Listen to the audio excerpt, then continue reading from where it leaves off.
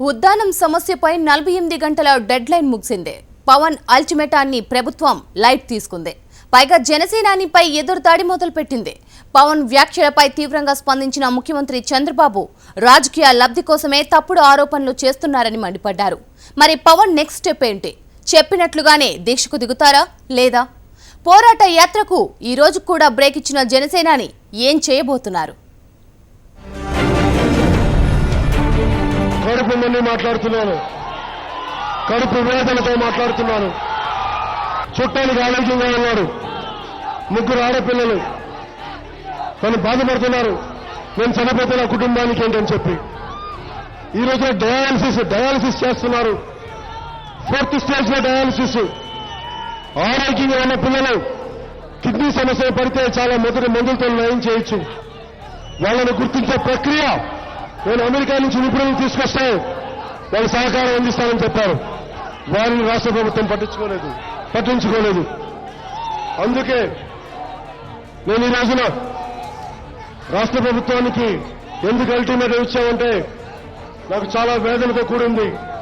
వేలాది మంది కిడ్నీ వ్యాధి బారిన పడి అసలే ఉద్యోగాలు లేక అసలే ఈ దోపిడీలతోటి బాధపడుతుంటే ఇలాంటి పరిస్థితుల్లో మళ్ళీ కిడ్నీ వ్యాధులు కూడా పడి రోడ్ల మీద పడుతుంటే ప్రభుత్వం చిత్తశుద్ధి లేకుండా ఉంది. సమస్యల అధ్యయనం కోసం ఉత్తరాంధ్ర నుంచి పోరాట యాత్ర చేపట్టిన జనసేనాని ఉద్దానం కిడ్నీ సమస్యను మరోసారి తెరపెక్కి తెచ్చి టీడీపీ ప్రభుత్వాన్ని ఇరకాటంలో పెట్టారు.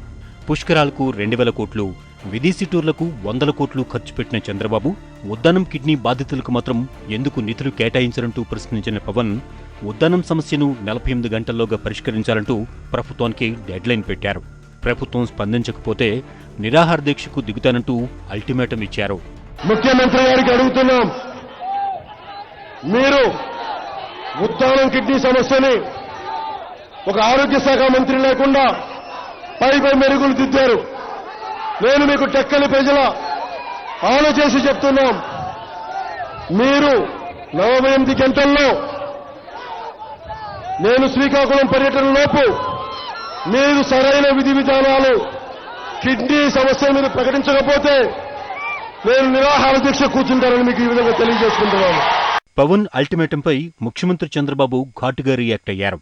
ఉద్దానం సమస్యపై సమీక్షించిన సీఎం బాధితుల కోసం అనేక చర్యలను చేపడితే రాజకీయ లబ్ధి కోసం ప్రభుత్వ చిత్తశుద్ధిని శంకిస్తారంటూ పవన్పై నిప్పులు చెరిగారు.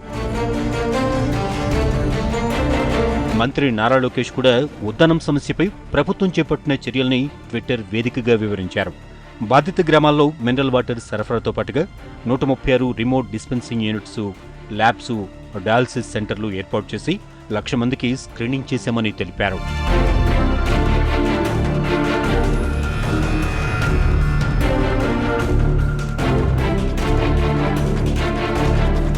టీడీపీ ఎమ్మెల్యే బోండా ఉమా అయితే పవన్ డెడ్ లైన్ పై ఘాటుగా స్పందించారు. 70 ఏళ్ల సమస్య 48 గంటల్లో పరిష్కారం అయిపోవాలంటే ఎలా అంటూ మండిపడ్డారు. ఉద్దానం సమస్య ఈనాటిది కాదు, గత 50-60 సంవత్సరాలుగా ఉంది.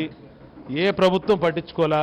70 సంవత్సరాల నుంచి ఆ ఊరు వైపే ఎవరు చూడనటువంటి సందర్భంలో మొట్టమొదట చంద్రబాబు గారు స్పందించి వెంటనే డయాలసిస్ కేంద్రాలని, స్పెషలిస్టులని, సైంటిస్టులని, డాక్టర్స్ని ఏర్పాటు చేయడమే కాకుండా కిడ్నీ పేషెంట్స్ ఏదైతే డయాలసిస్ కిడ్నీ పేషెంట్స్ ఉన్నారో వాళ్ళందరికీ పెన్షన్లు ప్రత్యేక సదుపాయం పెట్టాం, డయాలసిస్ కేంద్రాలు పెట్టాం, నిత్యం అక్కడికి మానిటరింగ్ చేస్తూ ఉన్నాం. మరి 48 గంటల్లో అయిపోవాలంటే 70 సంవత్సరాల నుంచి జరుగుతున్నటువంటి సమస్య ప్రభుత్వం ఏ వ్యక్తికి కిడ్నీ సమస్య ఉన్నా ఆ వ్యక్తిని భద్రంగా తీసుకొని వారికి ట్రీట్మెంట్ చేయించే వరకు ప్రభుత్వం బాధ్యత వహిస్తూ ఉంది. మీరు గంటల్లో సమస్యల పరిష్కారం అంటే మరి ఏ విధంగా పరిష్కారం అవుతాయో వారే చెప్పాలి. గంటల వ్యవధిలో పరిష్కారాలు అవ్వాలంటే అయ్యే పని కావు. జనసేనాని 48 గంటల డెడ్ లైన్ ముగిసిందే. కానీ ప్రభుత్వం మాత్రం పవన్ అల్టిమేటాన్ని లైట్ తీసుకుంది.